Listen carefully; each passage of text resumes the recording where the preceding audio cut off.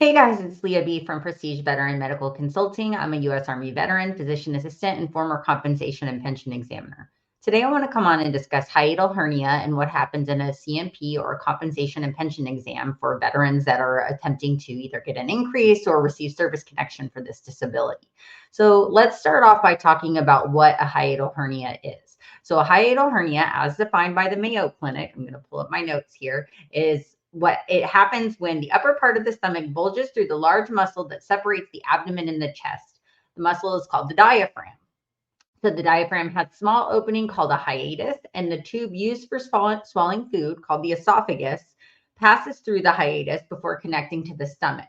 And a hiatal hernia, the stomach pushes up through that opening into the chest cavity, into the chest area. So if it's small, it doesn't generally cause a lot of problems, but the larger it gets, the more complicated it can be and cause a lot of symptoms. It can lead to worsening or causing acid reflux or gastroesophageal reflux. Some of the symptoms include heartburn, backward flow of swallowed food or liquids into the mouth, called regurgitation, backflow of stomach acid into the esophagus, trouble swallowing, chest or abdominal pain, feeling full soon after you eat, shortness of breath, vomiting of blood or passing of black stools.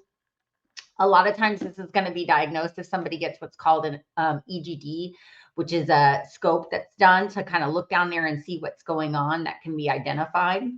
So how can this be related to service? So on a primary basis, if a veteran gets or a service member gets diagnosed while they're on active duty, and they continue to develop problems and have issues related to this post-service, it might be generally pretty simple to get service connected. It can also be service connected on a secondary basis if you have another medical condition that causes or worsens or aggravates the condition. A lot of times I see hiatal hernia in relation to people that have obesity as an intermediate step to other conditions, because as you can imagine, if somebody has a lot of, if they're overweight or they have a lot of, they're obese, a lot of the contents in the abdomen can apply additional pressure and make that hernia happen or worsen, if that makes sense. So all that pressure can just dilate that hiatal hernia worse, okay? So I see that in relation to obesity as an intermediate step to a variety of other conditions. We have a million videos, not a million, but I have a lot of videos on obesity as an intermediate step. So I challenge you to go ahead and check those out.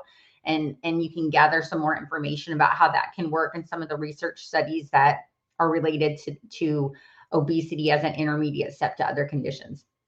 So back to hiatal hernia. So now that we've talked about what a hiatal hernia is, some of those causes, according to the Mayo Clinic, are going to be age-related changes in your diaphragm, injury to the area, like if you've had a surgery or something in that area and it's caused damage there. You can be born with it. You can have constant and intense pressure on the surrounding muscles. This can happen while coughing, vomiting, straining during a bowel movement, exercising, or lifting heavy objects. Risk factors being over the age of 50 and obesity. Okay, that we just talked about that, right? So before we jump into what happens in the C&P exam, I'm going to touch on the ratings for this because I know a lot of you guys like to know about ratings. So it's rated on the scale of ratings for esophageal conditions. So it can be 60% if symptoms of pain, vomiting, material weight loss, vomiting blood, or melena, which is blood in your stool, with moderate anemia or other symptoms, combinations productive of severe impairment of health. At 30%, it's going to be persistently recurrent epigastric distress with dysphagia, pyrosis, and regurgitation, accompanied by substernal or arm or shoulder pain, productive of considerable impairment of health. And then at the 10% level, it's going to be with 2 or more of those symptoms previously listed for the 30% evaluation of less severity.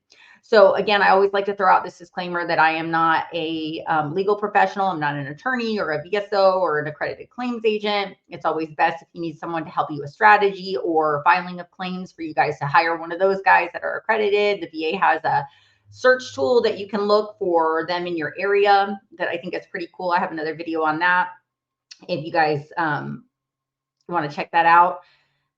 But I am a medical professional and I assist people with medical opinion letters that can accompany their VA disability packets if they so choose, right? You can also get those from your private treating doctor or from the VA if they're willing to assist you. So now let's talk about the actual C&P exam. So I'm going to go over to va.gov and I'm going to pull up the DBQ, which is the document that's going to be gone over when you go to your C&P exam. You guys can take a look at this as well on va.gov. If you just search for DBQ hiatal hernia, you can find that. All right. So let me pull this screen share up.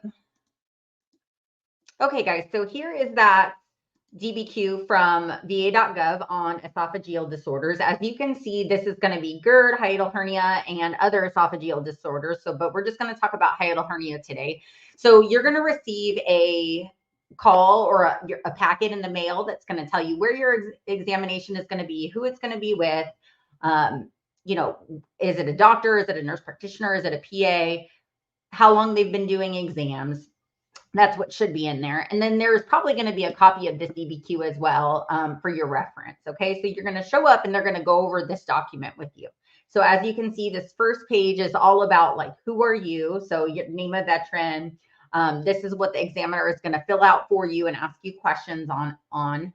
So it's asking, is the patient seen regularly in the clinic? The doctor's going to say yes or no. So it's important to know that you guys can take this to your treating doctor and have them fill it out for you as well.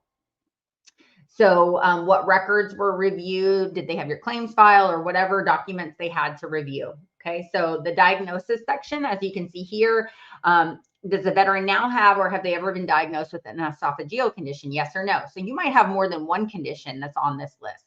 You might have GERD, you might have a hiatal hernia, you might have a stricture of your esophagus or whatever. Okay, so they're going to put that here, the date of the diagnosis, the ICD code, which is not super important for you guys, but that's the diagnostic code that is used often in medicine. If there are additional diagnoses that pertain, they're going to handwrite them in down, or they're going to type them in down here. Describe the history. So they're going to ask you, when did the condition start? Just the history of the condition, how it's progressed, how it's worsened, things like that. Does the veteran's treatment plan include taking continuous medications for this? So do you take omeprazole or Prilosec? Do you take Zantac or some other type of medication? Anything that you're taking, just let them know whether it's prescribed or whether you get it over the counter. So signs and symptoms. So this is where a lot of those rating criteria come in, what they check in this block here. So do you have symptoms productive of considerable impairment of health or combination productive of severe impairment of health? That's kind of a subjective thing that they're going to decide based on what you've told them and what they've reviewed in your record. Do you have persistently recurrent epigastric distress, or do you have infrequent episodes of epigastric distress? Do you have dysphagia, pyrosis, reflux, regurgitation? Do you have pain that's substernal or chest pain? Do you have arm pain or shoulder pain? Do you have sleep disturbances? And then they want to know frequency of symptom recurrence per year. Do you have one episode a year, 2, 3, 4, or more? And each one of those episodes, if you have it one time a year, how long does it last? Does it last for less than a day, 1 to 9 days, 10 days or more? Have you had a ton of weight loss, right? Have you had material weight loss? And if that is a yes, they want to know what the baseline weight was and what your current weight is. Do you have nausea? And again, all of these are going to be, do you have more than, how many episodes do you have a year? 1, 2, 3, or 4 or more? And then they want to know, is it less than a day, 1 to 9 days, or 10 days or more for each of the following? So nausea, vomiting, this is that throwing up, blood, stool with blood in it, with moderate anemia.